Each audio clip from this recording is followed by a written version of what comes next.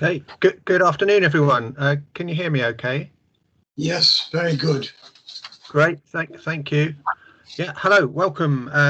This is the 16th in our series of webinars to help researchers and practitioners share knowledge and experience in natural flood management.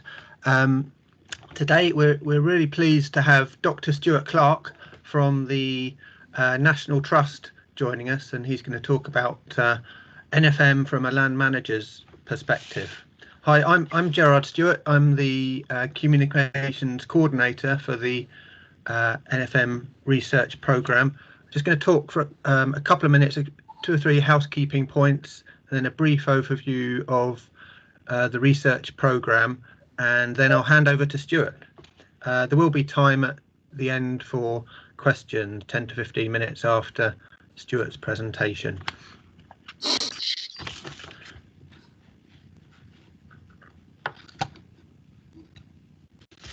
Right, there we go. Good. Hi. Yes. So please keep your microphones muted, and could you turn your videos off as well so they don't distract other attendees. Please do use the chat function, the little speech bubble option, to ask questions or make comments. And we've had some quite lively, well, a lot of lively discussions in all the webinars. So yeah, please take advantage of that. The webinar is being recorded. I have to let you know that for GDPR purposes, but also so that you can go back to it or let other people know if they weren't able to attend. And all the other webinars are also available on our website from the link below.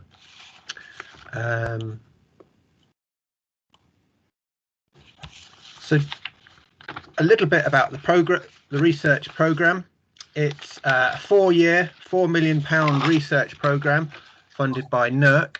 And we're carrying out novel environmental science to improve our understanding of natural flood management, where possible, including quantification. We're looking at a range of NFM scenarios and measures in different types of catchments, flooding scenarios, and at different scales. And our aim is to improve the evidence and understanding for policymakers and practitioners. There are 3 projects that comprise the programme, working closely together, but each focusing on different aspects of NFM and different parts of the country, different types of geography. And you can find out more about those on our website, and indeed they each have their own websites that you can link through to. Drawing on the experience of partners and engaging them in our work is critical to its success. And as you can see from this slide, we're working with a wide range of organisations and many individuals within those organisations. And really, this webinar programme is part of that engagement with the NFM community, if you like. And today, background noise, could you make sure your mics are turned off, please? Thank you. Yeah, Stewart actually sits on the programme executive board representing the National Trusts, and so he is directly involved in the research. Although today his presentation is in the broader explaining the broader remit and role of the National Trust with regard to NFM. So I'll now hand over to Stewart. Over to you.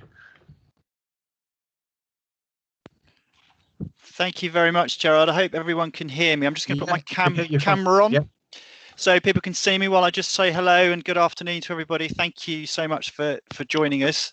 I'm going to try and share my slides now and get started. So just bear with me while I start that.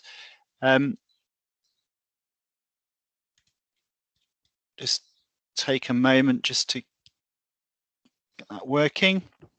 Stewart, would you mind keeping your camera on, because it helps some people to follow what you're saying? I hadn't knowingly turned it off, so let me see whether. Oh. Let's have another go. Let's keep the camera on. Maybe it's the way I'm trying to share my screen. Well, let's have a look. It's not critical if it's a problem. It's okay. I can see you again now. Great. Good. No, let's try, because it is important, I know, for some people to be able to see. Oh.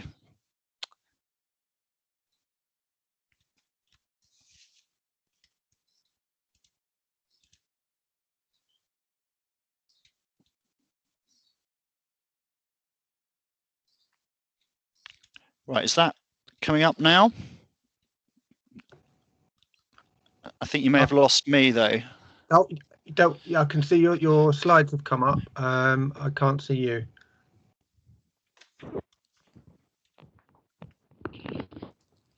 Sorry, I'm not sure. It's telling me I can't share my video while I'm screen sharing. So apologies, okay. People. Yeah, don't worry. Some quirk perhaps of the way I'm using Teams. Right. Okay. Hopefully everyone can see my title slide. As Gerard said, I work for the National Trust. I'm sitting on the executive program board for the NFM program. And I think in part our kind of involvement in that program is a kind of a reflection of our interest, but also how much work we've been doing on natural flood management.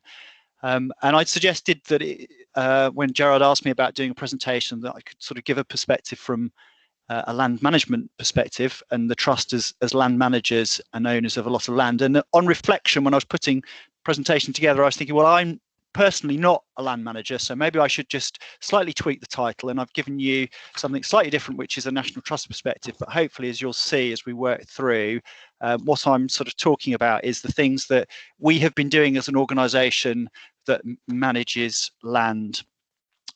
So I'm going to take you through some examples of what we've been doing. So this is a kind of an outline of what I'm going to talk about this afternoon. I'm going to give you a bit of background and the reason why we're interested in natural flood management. Talk a bit about how we're implementing things and what the history is of our kind of involvement with natural flood management.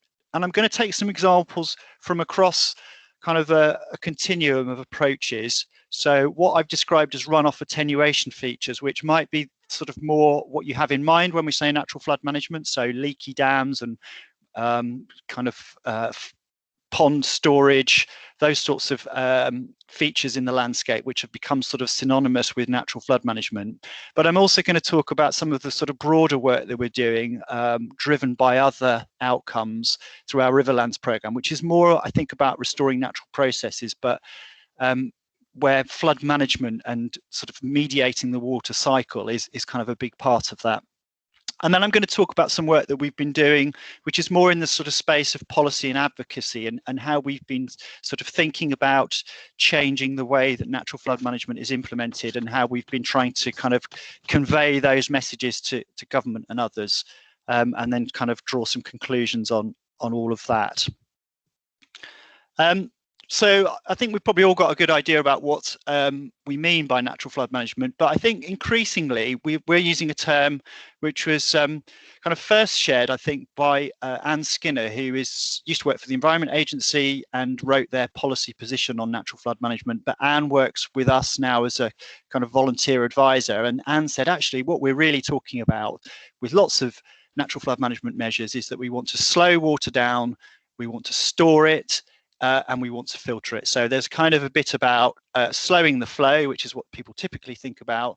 There's an element of keeping water in the landscape for longer, but there's also this kind of benefit that we get from keeping that water and filtering it through either the soil or through structures or through wetlands, which has benefits for water quality. And I think that slow, store, filter is a really kind of simple mantra for what we're trying to do with natural flood management. And that's how we, I think, are trying to see it within the National Trust. As I said, we're a big landowner, 250,000 hectares of land. And because of that, I think we feel that our role in catchment management and landscape scale kind of solutions to the kind of various crises that we find ourselves facing is quite significant. And we feel that we ought to be doing as much as possible with our own land, but also thinking about how we play our part more widely and nationally. So thinking beyond our boundaries, thinking about how we might work with others, and the most obvious kind of way of thinking about that is around catchments, perhaps, and working kind of in concert with other people to achieve more. And that's very much, in line with kind of current approaches around water quality and flood management, but also, around the kind of nature recovery perspective as well. Some facts and figures about kind of our role in water management, actually, which come from 2008 and this Source to Sea document, which you can see in the bottom right-hand corner. It's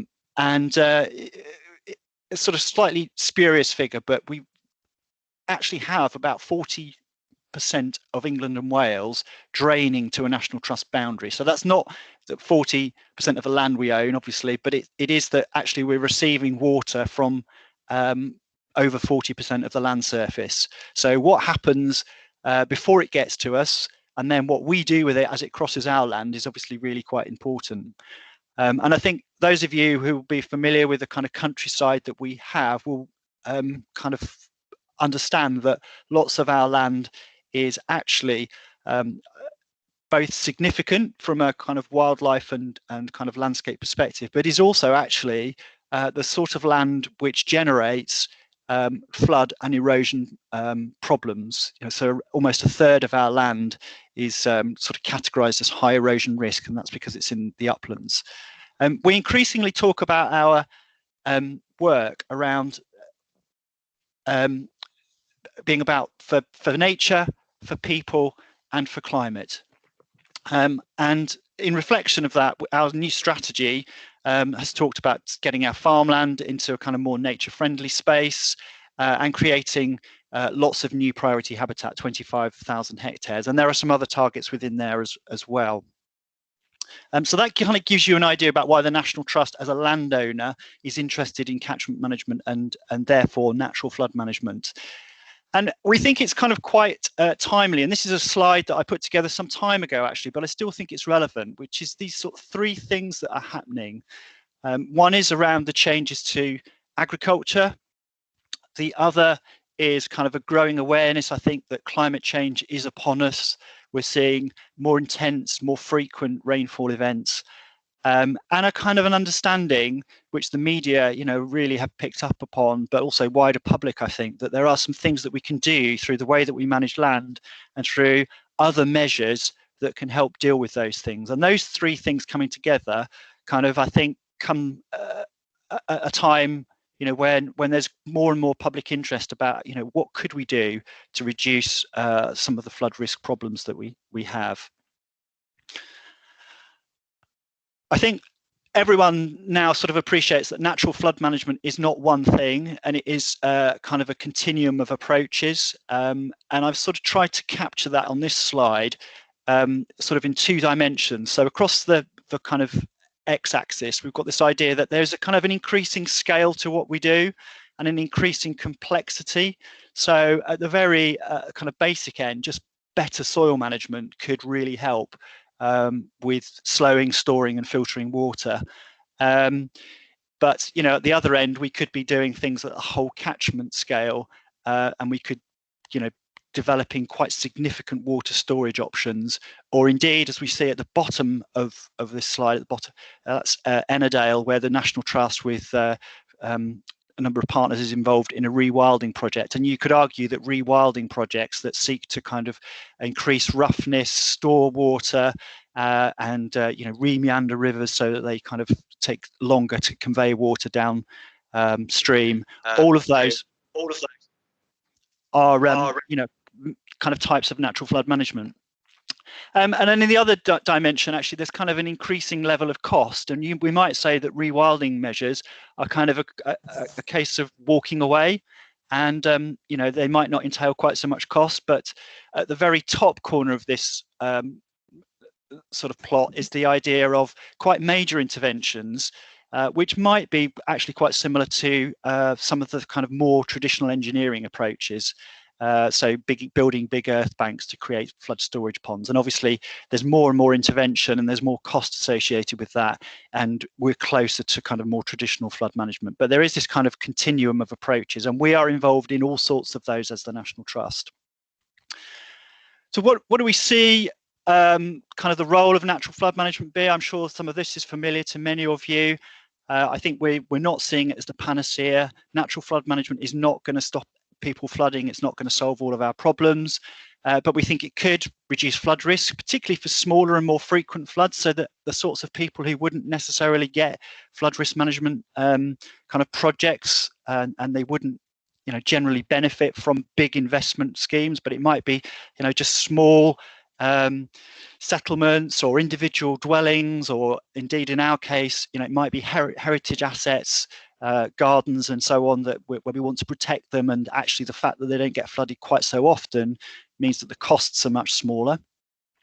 We think even in areas where there's really high risk, actually, and there's lots of examples of this, natural flood management could complement hard engineering structures, and just give them a bit more resilience and reduce the need for them to be raised or upgraded so frequently. And it might actually increase just the resilience of people to kind of deal with flooding. It might, reduce the number of times they get by the time just to move things within their households. It might be seen as a bigger kind of package of work, the kind of big natural process type work, so to manage coastal and flood issues. So it could be part of a whole catchment approach and just one element of a series of things that we're doing. And I think perhaps most interestingly, and why lots of people have got really interested in about natural flood management, is actually you get these additional environmental and social benefits as well. So around soils, habitat, potentially spacious for recreation and enjoyment of the natural environment, which you wouldn't get with kind of concrete structures.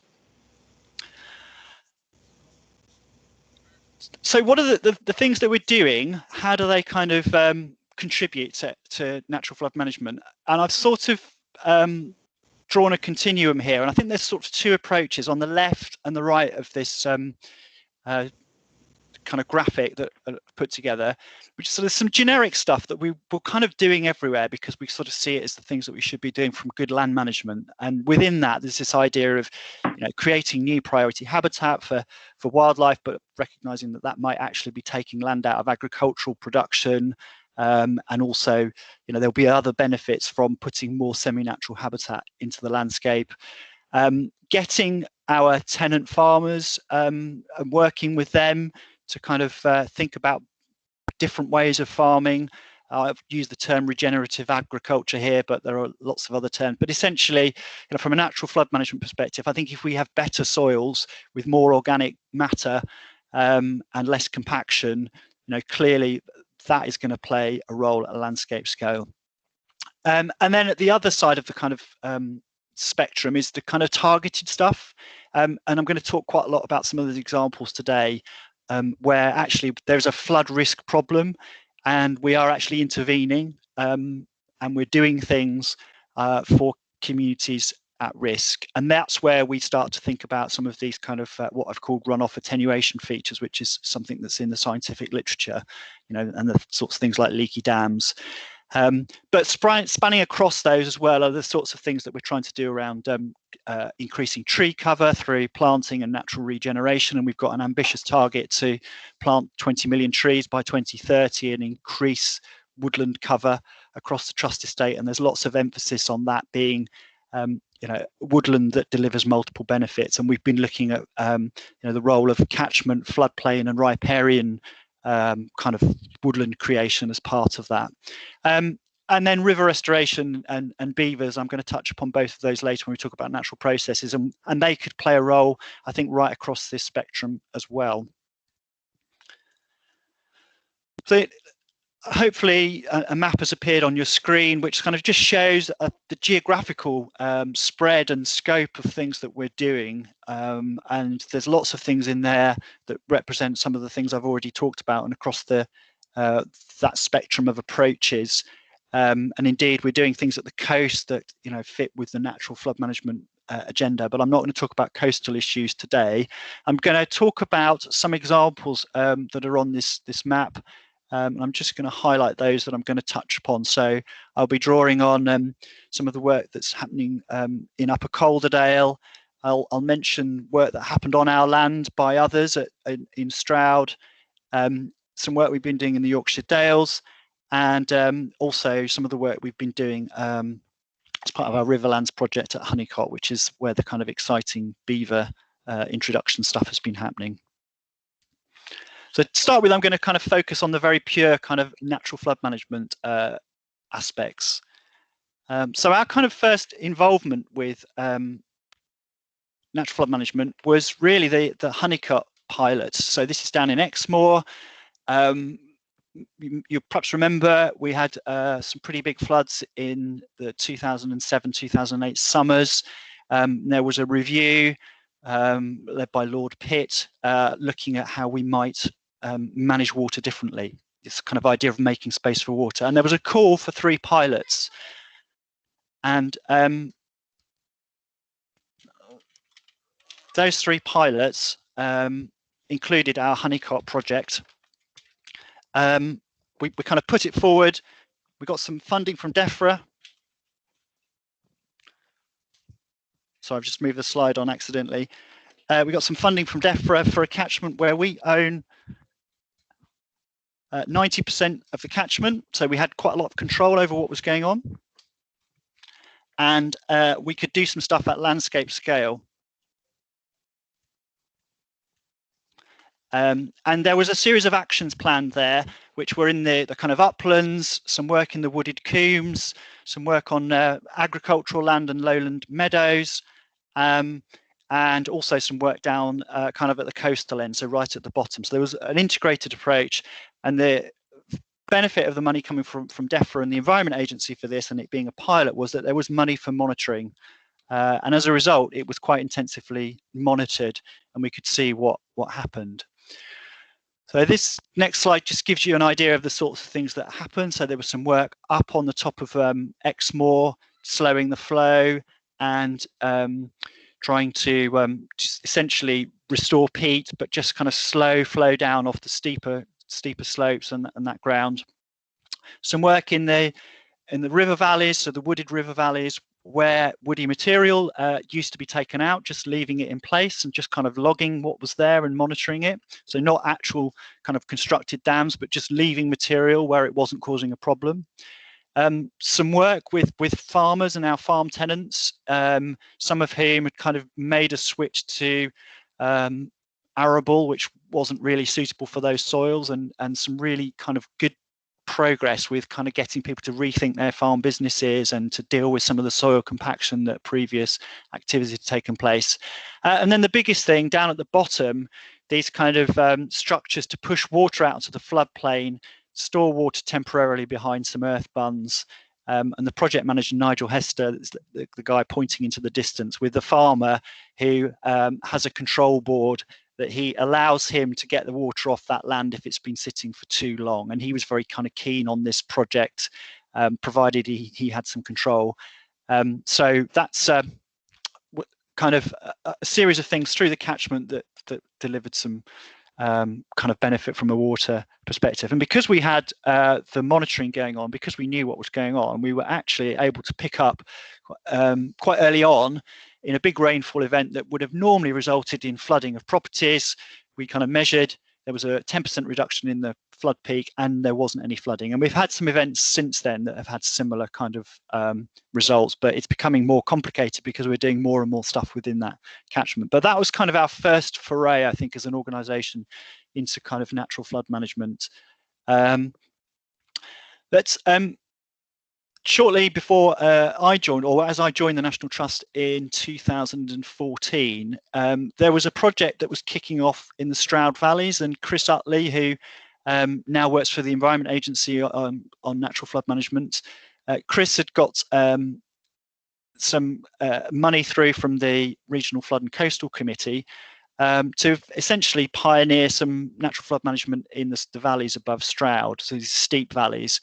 And he'd approached our team at Ebworth which is a National Trust estate, and said, actually, could we do some stuff on your land? And Chris's main reason for asking the Trust to do that was he knew that it was a place he'd be able to take people to easily and show them what he was doing. And actually that estate has hosted lots and lots of people for visits to see the work that they were doing there. And that was kind of happening within the Trust. I think before we were doing much other than at Honeycott, this was kind of going on our land.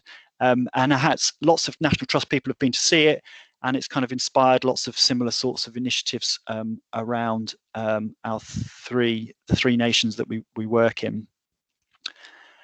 And one of those things, not necessarily inspired by Stroud, but kind of running in parallel, was some work at Hardcastle Crag. So we have a steep wooded valley upstream of Hebden Bridge, which always floods, and a series of sort of circumstances, and one of which, I think, a really interesting part of this is some local residents who were being flooded very repeatedly in Hebden Bridge, and kind of accepted that they probably were always going to suffer from flooding, but said, actually, we just want to feel that we're doing something.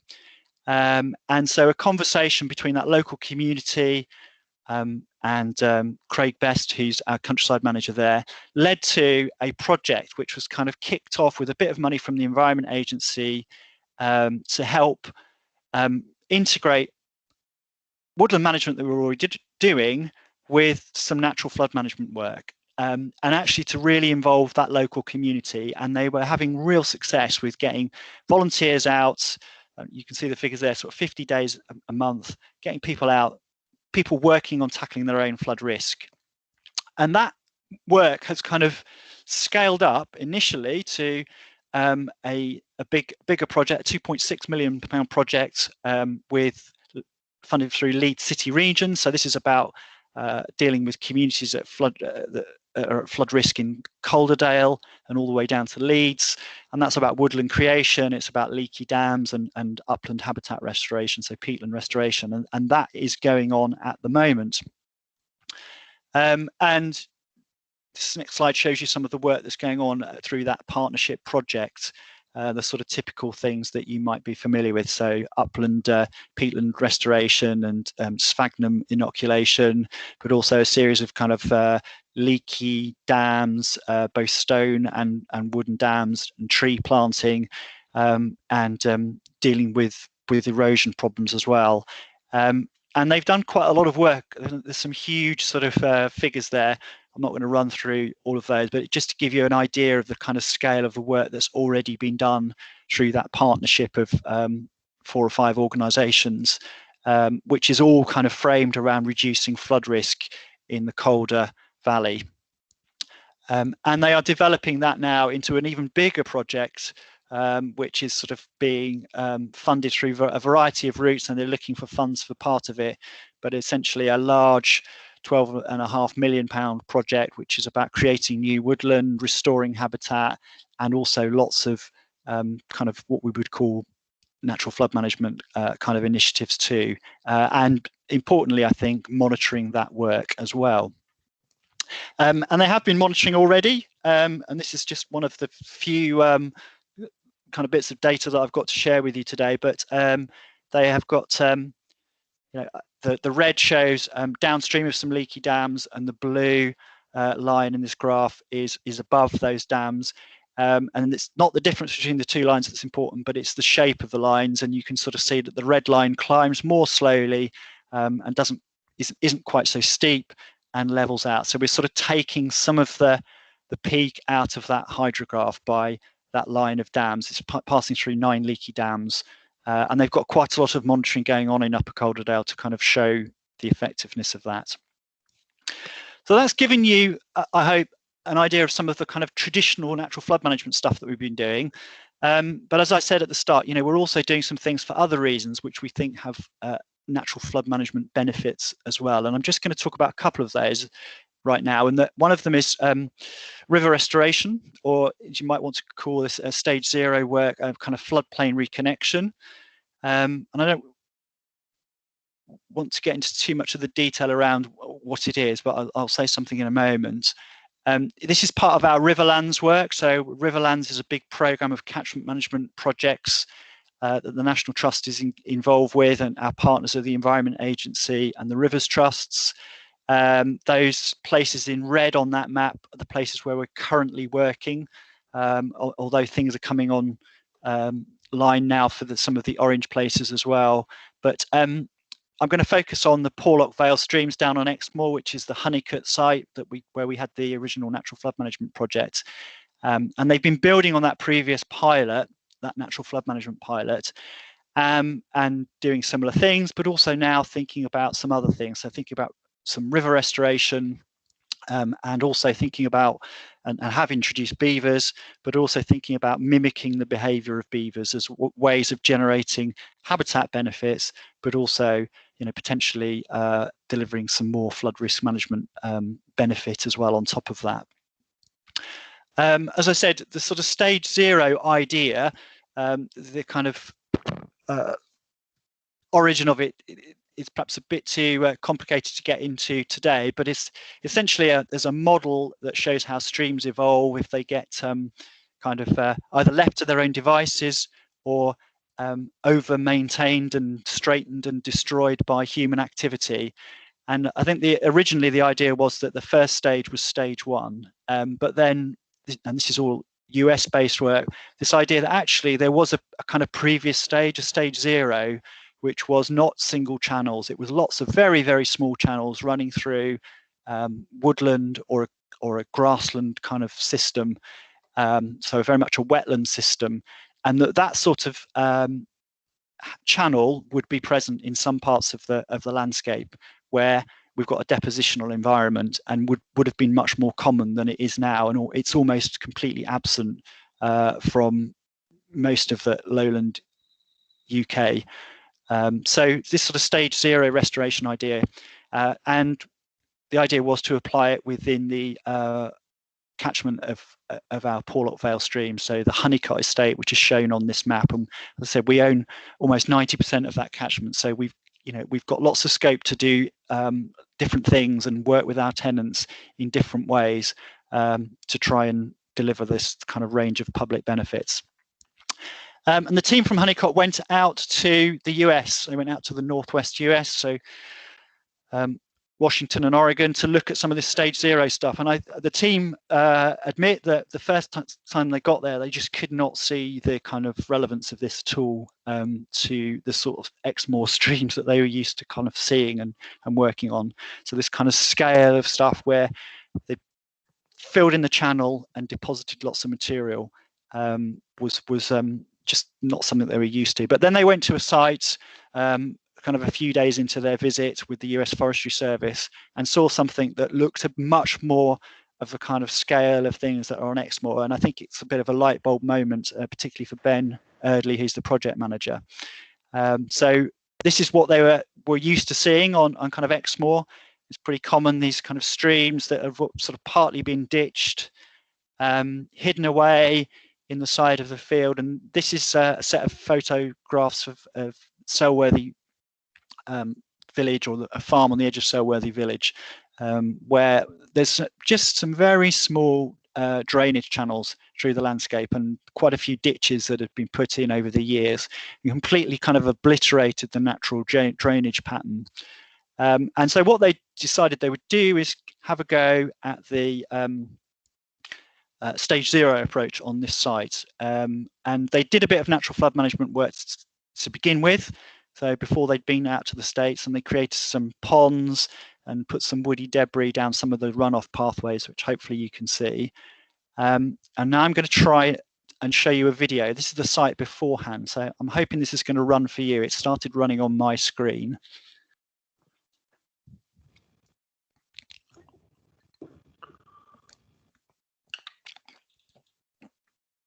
I can just see us still at the moment, Stuart. Hopefully it will start moving soon. Okay. All right. If it's not working, as we said, it is moving. It's a little bit jerky, but yeah, I think people get the idea at least. Yeah. So this is the site before anything was done. So you can sort of see there's no kind of water immediately obvious in the site. It's hidden away under that ditch. And so I'm going to move on now to the next shot. We can come back to the videos if people want at the end. And so what they did was they applied this US approach, which is basically called the GGL approach, and what it essentially is kind of working out where the channels are over deepened and where the kind of floodplain is raised up, and just cutting away and filling. So basically trying to re-level it so that the water spreads across in a kind of depositional environment. So they did it on this small site, very quick piece of work, not main river, so just got a land drainage consent, 2 people in a digger, regraded the site, and then just spread a lot of woody material across it. The idea being that the woody material stops the water initially when the site's quite raw, opening up channels again, and it encourages sort of that surface roughness. So again, there's another video which sort of shows you the site afterwards. I'm going to start playing it. It may take a bit of time to come through, but this is what it looks like. Hopefully you're seeing a kind of a much wetter, rougher site with lots of woody material spread across it. It is running a bit jerky again, but okay, I'll just let it run. You can see what it's trying to show.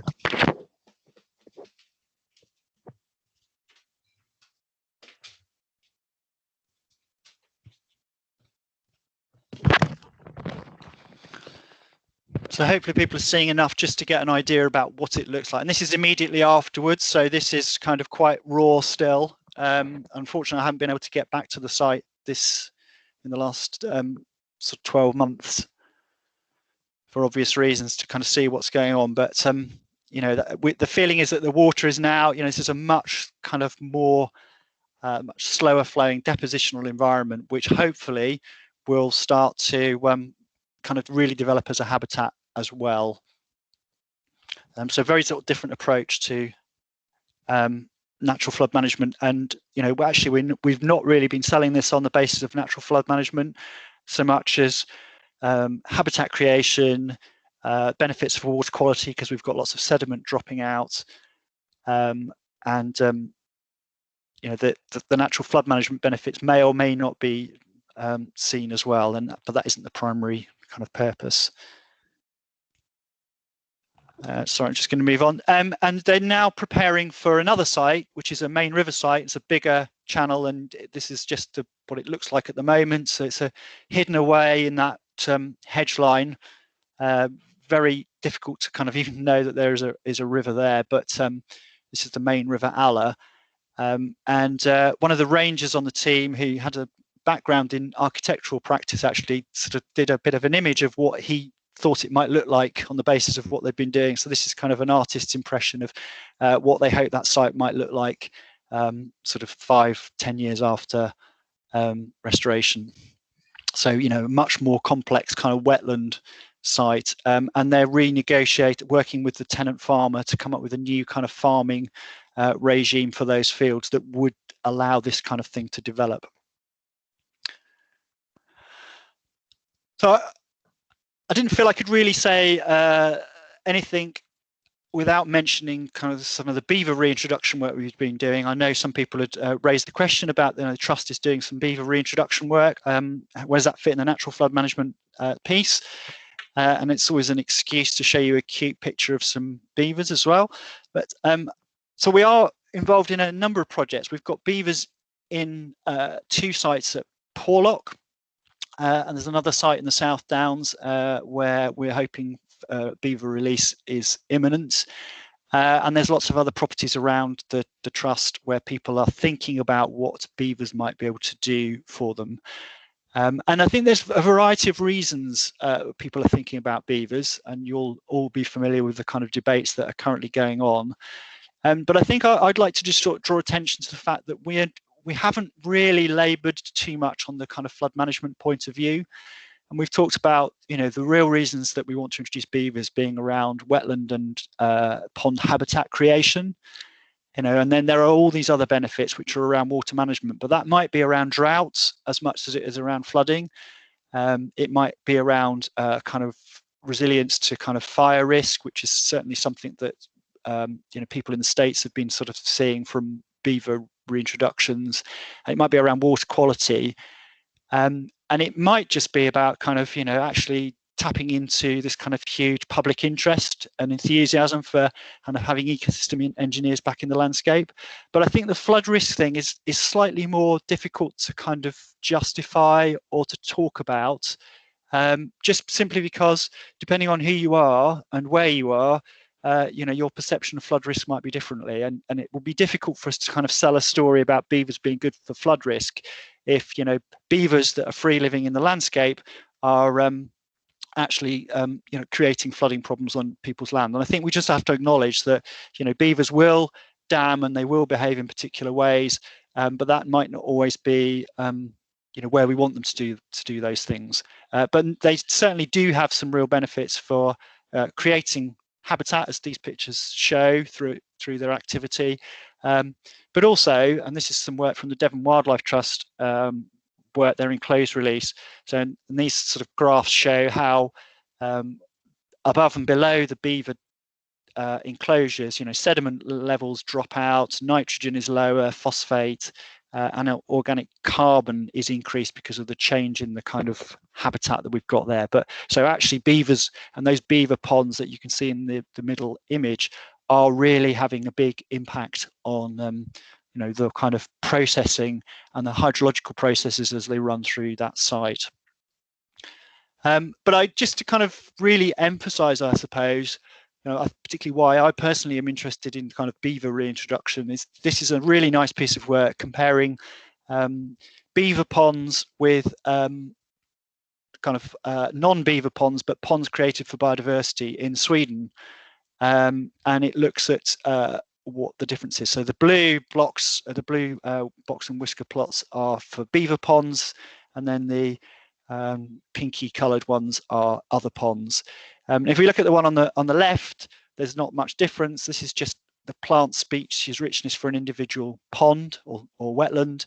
So at that scale, not much difference. But when you start looking across the whole site, for both plants and for beetles, which is the far right plot, you know, the message is really that beavers create much more kind of varied habitat. So across a site scale, across a network of sites, you know, they are just much better at creating wildlife habitat than we probably will ever be. And I think that's just, you know, actually at the top of the list about why we want beavers back in. There will be other benefits, but that's really what's driving that. Just to sort of show you, this is one of the sites in Porlock where the beavers have gone in. There's one is a much more kind of ponded site. This is a very active kind of stretch of river, and they've only just started to modify and dam build in this site, but we're really interested to see what they do with a kind of an environment like this and what changes will happen. So hopefully in time we'll be able to share those with you. So just to kind of finish up, I just want to say something about some of the things we've been doing around policy, you know, and influencing kind of funding debate around natural flood management. And the first thing that we've been involved with, we've had a payment for outcomes trial. So this is a kind of an approach to agri-environment schemes where farmers are paid for what they deliver rather than what they necessarily do, and they're involved in the monitoring of that and setting the targets for what they achieve. And we have a project running in the Yorkshire Dales. It's now an official DEFRA Elm test project, and it's based around soils and pollinators. But working with the NERC ICAST programme at the University of Leeds, we've been able to kind of look at how we might bring natural flood management into that. So we've been through a process with the team at Leeds helping us, with a group of National Trust tenant farmers. And we've sort of generated some opportunity maps through using the SciMap modelling tool and some site visits. And then we sat down with the farmers and talked about those maps and what those opportunities were on their own land, and refined the maps with them and trying to understand, you know, what they understood about their own farmland, where water sits, where it doesn't sit. And we also kind of explored some of their attitudes around natural flood management and what they wanted to do. And what we found from that is that they are really keen on natural flood management, and they wanted to know what they could do to help people downstream They liked the kind of fact that we went to them with something, but they really wanted to have some input. They wanted a conversation around that. So our maps were a starting point. They were very mindful that actually they needed, whatever they were going to do, they needed to integrate it with their farm business. They needed to kind of understand how it would affect their day-to-day running of the farm and what that would mean if they did these things, how it would change the day-to-day running of their farm, how ultimately it might change their business tomorrow, 5 years, 10 years down the line. And I think a reflection of that, and this is something I think we all need to bear in mind, is that what they really wanted was to kind of have a say about, when does water sit on their land? And we had quite a lot from them about having an ability to kind of release water if it was causing a problem. So one of the concerns was around lambing time, and having certain fields very wet. And that's kind of completely understandable, I think, from a farm business perspective. But I think from a natural flood management perspective, we need to kind of have some way of managing that, because we need to ensure that sort of thing happens in a coordinated manner. Otherwise, all the benefits that we think we might be getting, we might be losing. So I think that's one of the real challenges around integrating natural flood management into future agri-environment schemes is, quite how do you kind of, once you've got the stuff in, how do you get farmers to kind of manage it in a particular way and manage it in a coordinated way? And it feels like there's always going to be a role for someone like the Environment Agency or SEPA, Natural Resources Wales, to kind of help with that. And we also talked to them about monitoring because it was very much a part of our payment for outcome scheme. And the kind of message is that, we need really simple stuff if we want farmers to do it. And if it's going to take their time, then we need to kind of cost in that time, and we need to reflect anything they might be putting forward on that within those schemes. And there's some reports now on the ICAS website. If anyone's interested, we can share those with you if you're interested in finding out about that. We've also a few 2 or 3 years ago did some work with the Green Alliance, actually, sort of when the early debates around future agri-environment schemes were happening, just around this idea of natural infrastructure schemes. And again, if you want to kind of find out more about this, I can provide the links. But the idea was to kind of think about a payment for ecosystem services type scheme, where you might have a series of buyers who paid a series of sellers, which would be a group of farmers in a catchment, to deliver a set of outcomes. And we felt that natural flood management was one of the things that was most obvious here. And again, based around the outcomes, the results that you get, not just that you put this number of dams on your land. That's piece of work, which was kind of quite in a theoretical space, is now being pursued in the Northwest through a bigger project, a landscape scale project, which involves a range of partners, but has also kind of come up quite a lot in the debate particularly with DEFRA around the development of elm. And the other thing that we've been very focused on is around floodplains, actually, and recently, just this idea that floodplains are places where land gets flooded, and we've kind of started using our floodplains in a very unsustainable way. So we've been thinking about what we can do. There's lots of National Trust properties looking at land that is subject to flooding. It's by the river. Can we do something different with it? Can we turn it into priority habitat? And we're thinking about this. We're working with some partners on the new priority habitat definition for floodplain wetland mosaic. And I've already mentioned some of our tree planting work might come in that. But in particular, an enthusiasm for species-rich grassland. We're part of the Floodplain Meadows Partnership steering group. It's a very rare habitat, and it has a real kind of benefit for a whole series of things. And we think that actually some good incentives around that could see some really species-rich habitat that could also deliver for water quality and flood risk, as well as access and some cultural benefits as well. And so kind of our message has been, particularly around consultations around agri-environment scheme design, is actually would be really great for floodplains to have a distinct status in the way that uplands do, and for society to kind of recognise in the way that we already do partly for development planning, that there are some things that shouldn't happen within floodplains. Just to kind of conclude, because I appreciate I'm running out of time. We've kind of been engaged in this work, but it feels like a really important time to be thinking about natural flood management and where it fits within that wider picture about future land management. And there's lots of enthusiasm for delivery across the National Trust estate, and it feels like the things that have really made things happen is a little bit of money, such as the Environment Agency money in Hardcastle Crags, which became the Upper Calderdale project. So we've gone from a kind of £40,000-50,000 investment to now a project that might be £12 million. And individuals who've really pushed that forward, and there's individuals across the trust, but also in partner organisations who've been doing that.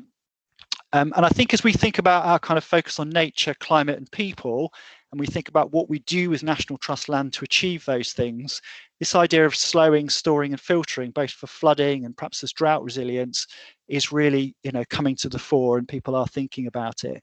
But that's not to say there won't be more places where we do some bespoke things.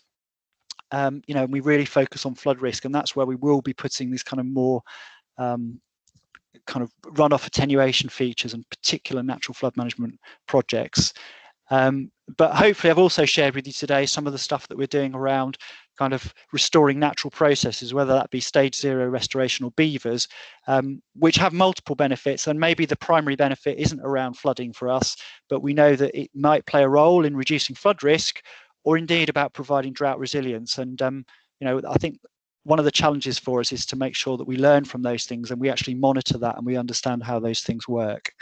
And there's a few folk who've helped me with this presentation and whose work I've been talking about. So thank you very much.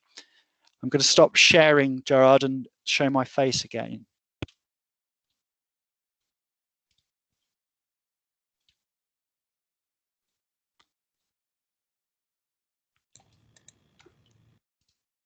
Hi, Stewart. Thanks very much. Very interesting and an impressive amount of work going on.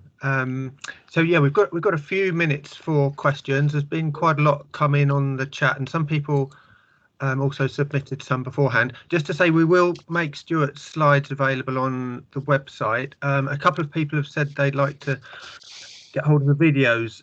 So perhaps Stewart and they're not actually on a website anywhere at the moment, but perhaps Stewart and I will talk about that afterwards and work out how we might be able to do that. So yeah, quite a few questions. Perhaps we'll kick off with one which says, what evidence is the National Trust collecting regarding the impact that NFM is making on their land? So hopefully kind of pick some of that stuff up in the presentation. So, at Honeycott, the original natural flood management project, the monitoring has been really key to giving us the evidence. And actually, it's kind of opened lots of doors. I think the fact that we've had the data, it's been used as a case study in a number of sort of government strategy documents. We've had lots of site visits. So DEFRA officials, I think the Environment Agency and possibly Natural England boards have both been to Honeycott at times. So, and I think a lot of that is to do with the fact that we had collected that information. I showed a bit about Calderdale, so we're doing some stuff there. And we are doing, we've got some PhDs up and running, and I think Chrissa, who's working on the Honeycott project and some of the Beaver and Stage 0 work there, is actually on the webinar today. But we've just started with 2 PhDs down at Honeycott, which are helping us as part of partnerships with Exeter University there to kind of monitor that effect. But I think the message is really actually that, it is really difficult, and it's really difficult to find money to do this monitoring. And we've been lucky in some of those cases that we've been able to incorporate it in big project bids. But as I said around the payment for outcomes scheme work in the Yorkshire Dales, actually it'd be really great if we could find some really simple things that we can get landowners to measure as well, some really simple metrics that, might start to give us an idea about what's going on. So I think we're doing some, and I think we're doing more than some other organisations perhaps are managing to do. But as always, the pressure is always on spending money on delivery, not on monitoring, unfortunately. But hopefully things like the honeycott scheme show the value of actually collecting that data and that it is a good investment worth making. Okay, thank you. A question about the leaky dams. Were they designed in any way to enable fish passage? And on the dams on upland gullies, there's a question: will they eventually silt up? So the first question, I mean, I think the idea of leaky dams is that they do allow water through at during periods of lower or normal flow. So I know this is a really big debate around beaver dams as well. To what extent are they, can they be kind of navigated by fish? And I think the feeling is, actually the more natural the dam structure, the more likely you are to get, fish movement through them. The issue I think is, around design, and certainly the work that's happened at Honeycutt, and I know sort of Upper Calderdale, the attempt is that they are leaky dams. They're not complete dams, and so there is kind of a low flow kind of passage of water getting underneath those dams all of the time. The second part of the question, I guess, in part relates, so that passage does depend on these things not being silted up, and I think I'm not sure I have the answer, but this kind of question about liability for maintenance, and do you need to maintain these things? And I think we're not quite sure yet. I think different places, different kind of experiences. They are definitely silting up, not just in the uplands, some of the things, and that it has been seen as part of the benefit. The water quality benefit is that these are trapping silt.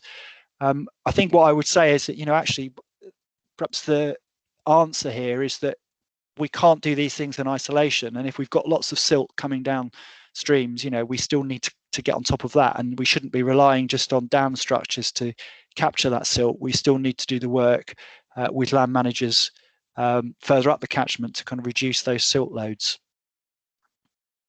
Thank you.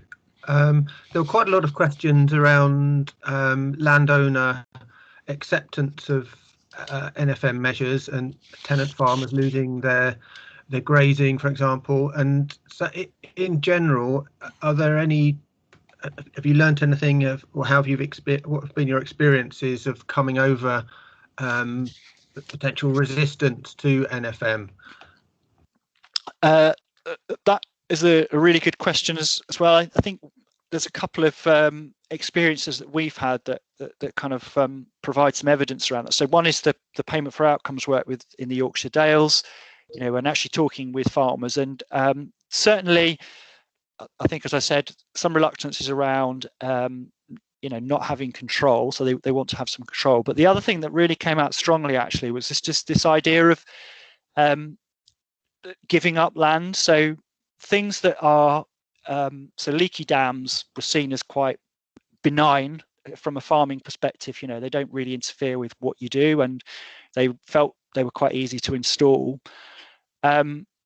Anything that kind of results in you kind of giving up productive land is less attractive, unless the payment rates are right, and unless they're not losing prime grazing land. But what we kind of heard from quite a few farmers is that they kind of faced with the decision about when to do these things. So if you are going to give up land, you want to do it at the time when it's most appropriate. So when it fits with your farm business, but also when you're going to get paid the most for it. So we had some interesting conversations with that group of farmers. It was only a small group, but around tree planting, and this idea that if you could get paid quite well for planting trees on your land, but you could only do it once. And was it best to do it now, or was it best to wait 5 years until there was more interest in planting, even more interest in planting trees, and you might get more money for it. So I think there's an issue around how it's framed and whether people lose land.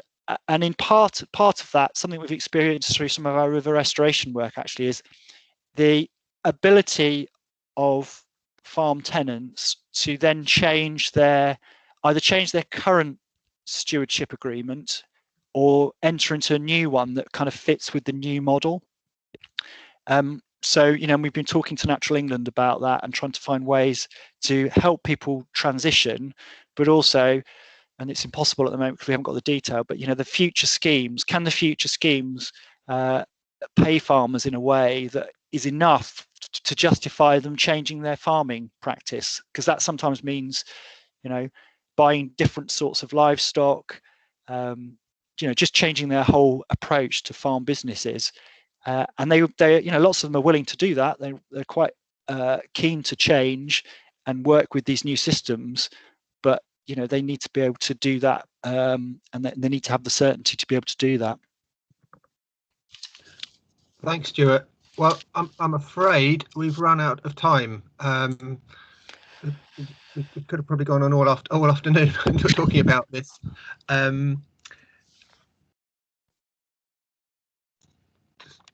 Is that going to move? There we go. Sorry, it's gone back to the beginning. Yeah. So, well, thanks very much, Stuart. Thanks to everyone for your attendance, interest, and questions and comments in the chat. If you do have follow-up questions, or you would like to pose your question to Stewart, for example, you can see his contact details there. And if you want to get in touch with us at the research program, as our contact details as well. As I've said, the recording will be available on our website. I posted a link in the chat. Also, our next webinar, if you want to sign up for that, Professor Mark Mulligan from King's College London, on he'll talk about developing and deploying a low-cost distributed monitoring system to evaluate the effectiveness of NFM. And yes, I posted a link in the chat to sign up to that. I hope you can join us for that. Also to our newsletter, the next one we're intending to get out next month in March, for the latest on our research and some articles from our partners as well. If you do sign up for the newsletter, we'll automatically let you know about upcoming webinars as well. So just finally, thanks again to Stewart. Excellent presentation, very interesting, and yeah, I certainly learned a lot about how much work you're doing, and thanks to you all for attending. So that's it for this time. Hope to see you next time. Goodbye.